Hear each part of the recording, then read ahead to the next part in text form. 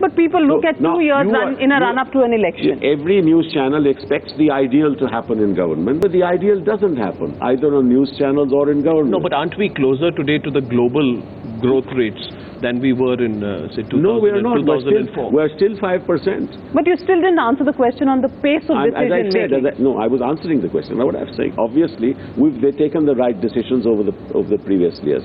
Now, I'll give you an example. We have launched what is called an electronics manufacturing policy. See, by 2020, if we continue business as usual, we'll be importing $400 billion worth of consumer electronics, of which we'll only produce $100 billion worth in India. 300 billion will be imported, which will be more than the price we pay for crude oil imports today. No country can afford it. We have taken very strong steps in setting up a whole electronics manufacturing policy, through which we are giving huge incentives to industry to come into the country. I just was in California and then went to Japan. Every company I met is desperate to come to India. I'll give you a small example. Hitachi, they called me to their headquarters, and the first time Hitachi board ever held a meeting of its board outside of Japan was in India in December 2012. Just a few months ago. And why? Because we have announced an electronics manufacturing policy. You will not hear it in the budget. The reform process is a process that is a continuous process dealing with what the needs of the country are. Yes, people talk about insurance all the time and people talk about other reform measures, but there's lots happening on the ground which is extremely reformist, which people don't know about, and I'll give you just one example. But then why are the FDI inflows not picking up at the rate you would want them to? Well, okay, FDI inflows have not picked up in 3 sectors of this economy, right? One is power, and the other is telecommunications, right? And the third is, I think, coal. All right.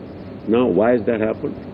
If you look back, it all started in 2010. It all started in 2010. So what are you linking it to? I'm linking it to the fact that in the telecommunications sector, if you tell the world that the telecommunications sector is not a good place to invest in, investors will not come. We told the world that, look, this is a sector in which we're going to punish everybody. But the result is there will be no investment. And this is not government's doing. And this is what is happening in the country. The world wants to invest in India. We don't want the world to invest in India because we're all saying that we're all scamsters. And in April, December, the investment of FDI in telecom sector is down 96%. Not because of us. What about environmental clearances? Is that also responsible for this? Are there internal issues that are happening within the government? We've set up a committee. I'm a member of that committee. We'll take very firm decisions and quick decisions. And we are committed to reform. Now, is the level of bureaucracy within the UPA gone up in the last couple of years? I don't think so. I think the level of bureaucracy if there is any element of consistency in any government for the last 25 years, it is the consistency of the bureaucracy in opposing things. Can I go into a couple of more details, please? One is that I found one or two areas where I have I wonder. I hope this is not cosmetic, Mr. Sibal. The UPA has less than a year for any of its programs to take concrete shape in this government. Roadmap is not clearly defined. While having a Nirbhaya fund of a government contribution of 1,000 crores laudable, given what has happened, it was also very clearly mentioned that I don't know the exact terminology that the finance minister used. The modalities, the home ministry, the other stakeholders, those discussions will take place. Your critics might say that this is therefore more a cosmetic exercise aimed at enhancing the government's image. On the contrary, I mean, if you really look at what the finance minister does, take for example the capital markets. The kind of messages he is sending to the capital markets in this speech itself is huge. But why have the markets tanked then? No, the markets will tank and not tank is not the issue. The question is, what has the finance minister done? He is now rationalizing the definition of FDI and bringing it in terms with OECD definitions. He is setting up an infrastructure development fund. Right? 2 development funds have already been set up. And he's rationalizing SEBI regulations.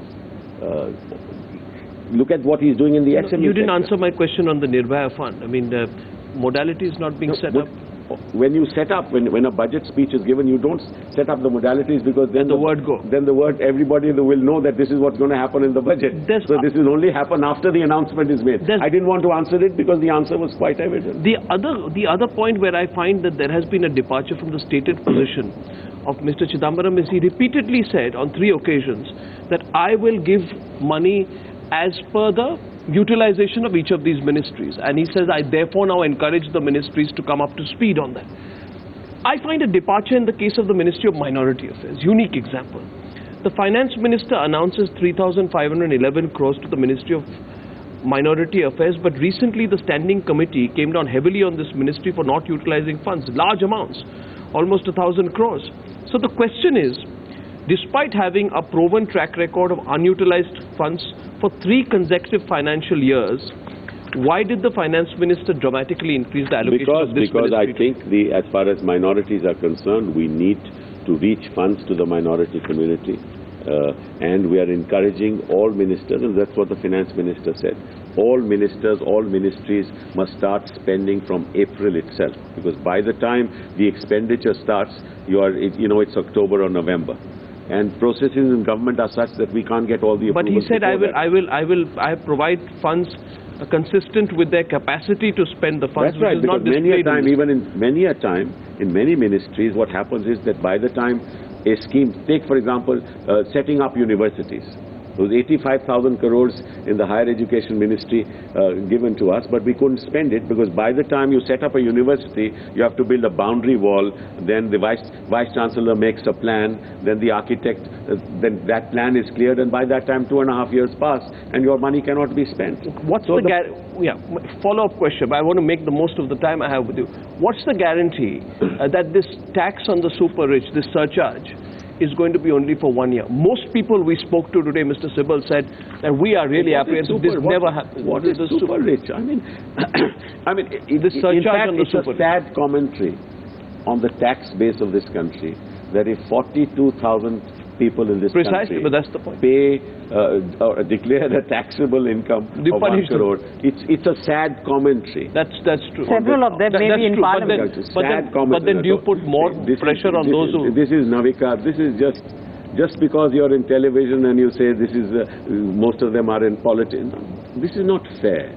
This only shows a mindset. The point is it a political what slogan? about all those people, millions of people who you know, and if you go to marriages you will know, who spend so much money and don't Agreed. suffice. You talk about politicians, we're just 500 No, odd agreed. people. Agreed. No, watch out. That's I not... hope it was in a lighter No, way. Lighter way, The absolutely. question is not about politicians. So, The question is let's- more. you should have a serious discussion, The question is more at a very basic level, that the basic idea should be to increase the tax base. They've not been able to increase the tax base. My question is there therefore more, I would say, symbolism, political message in taxing this category? What is the symbolism? That you go around It's and a you say 10%. that we are with the people and we are Arnav, therefore... it's a 10% surcharge. How much do you gain out of it? That's the point. So what Very little. So no, you still gain. You still 13,000 crores. 13,000 crores. 13,000. It is not a small amount. You can finance a scheme in 13,000 crores. So you gain, but it's not a tax increase. It's a surcharge of 3%. Yeah. So 10%. In other words, anybody who's paying 30% will pay just a few. 33.9. Yeah, 0.9. That's about it. So that's a very small amount. But the sad story is that 42,000 people in this country just declare a return of 1 crore. And therefore, the finance minister in previous years also has to widen. So we have a negative list on the service tax, because there's no other way to actually collect revenues. So unless the economy, unless we have a proper banking system in place, unless we have a direct benefit transfer scheme in place, where actually money goes into accounts, unless we reach financial inclusion where people in the villages are able to actually deposit their money in banks, you're not going to be able to widen the tax base. So I think this government is actually setting the pace for that to, in the future, create a base through which your transactions will not be cash transactions, but be reflected. Do you think you've disappointed a few in your own party today? Who would have expected to go back with some claims that could, I mean, let's not use the word populist, which would go down well among voters? Well, I mean, it's better to disappoint a few in the party, and I don't know how many are, and I'm not sure if there are any, than to disappoint the nation. Right. Mr. Sibal, it's a pleasure talking to you. Thank you. Good to see you face to face today. Thank you. And thanks for coming on Budget Day Live. Thank you. Thank you very much, Mr. Sibal.